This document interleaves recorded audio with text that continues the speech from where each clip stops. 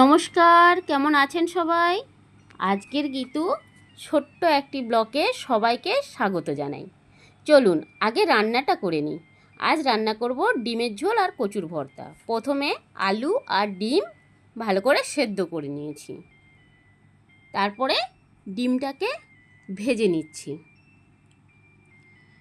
ডিমটাকে ভেজে নেওয়ার পরে পেঁয়াজগুলো ভেজে নিচ্ছি কচুর ভর্তার জন্য। এরপরে কড়াতে তেল দিয়ে তেজপাতা আর পেঁয়াজ দিয়ে দিলাম, একটু ভালো করে ভেজে নিচ্ছি। তারপরে টমেটো কুচি আর কাঁচা লঙ্কা কুচি দিয়ে আবার একটু কষিয়ে নিচ্ছি। নিয়ে হলুদ গুঁড়ো লঙ্কা গুঁড়ো দিয়ে ভালো করে নেড়ে নিচ্ছি। এরপরে আদা রসুনের বাটা দিয়ে দিলাম, দিয়ে আবার একটু নেড়ে নিলাম। নেওয়ার পরে আলু আর ডিমটাকে ভালো করে কষিয়ে নিলাম, নিয়ে ওপর থেকে জল দিয়ে দিলাম। জল দেওয়ার পরে ঠিক তরকারিটা একটু ফুটে আসবে, তখনই ওপর থেকে ধনেপাতা দিয়ে দেবো।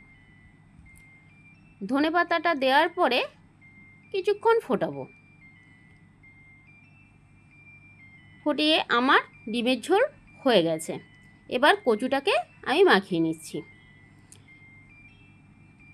এবার পেঁয়াজ আর শুকনো লঙ্কা ভাজা দিয়ে ভালো করে মেখে নিচ্ছি।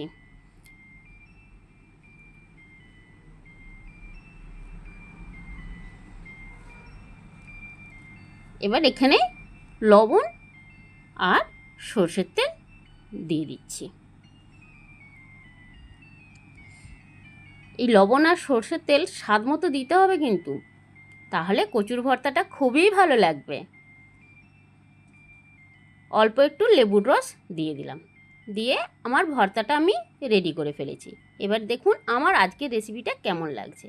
এরপর চলুন আমরা যাই। আজকের বাজার থেকে ধনেপাতার গাছ নিয়েছি, সেখান থেকে আগার দিকে ধনেপাতাটা কেটে বাদ দিয়ে খাওয়ার জন্য রেখে দিলাম, আর গোড়াটা নিয়ে নতুন করে আবার রোপণ করছি। দেখুন কিভাবে রোপণ করছি।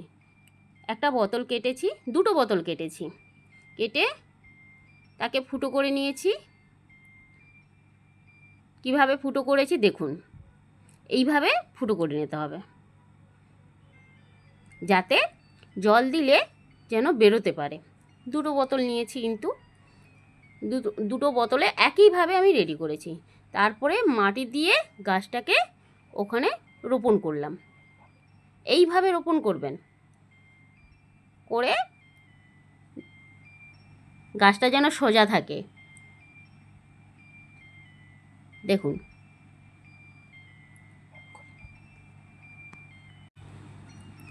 এইভাবে ওপর থেকে জল দিয়ে দেবেন। জলটা কিন্তু ঢেলে দেবেন না, এই রকমই বোতলের মুখে ফুটো করে জলটা দেবেন। দেখুন বোতলটা যে কেটেছি তার নিচের দিকে দেখুন, আমি কিন্তু বোতলের নিচের দিকটায় জল রেখেছি, যাতে ওপরের জলটা মাটিটা যেন শুকনো না হয়, জলটা যেন পেতে পারে। ভিডিওটি এখানেই শেষ করলাম। ভিডিওটি ভালো লাগলে একটি লাইক, শেয়ার, কমেন্টস করে দেবেন। দেখা হচ্ছে পরের ভিডিওতে। ধন্যবাদ।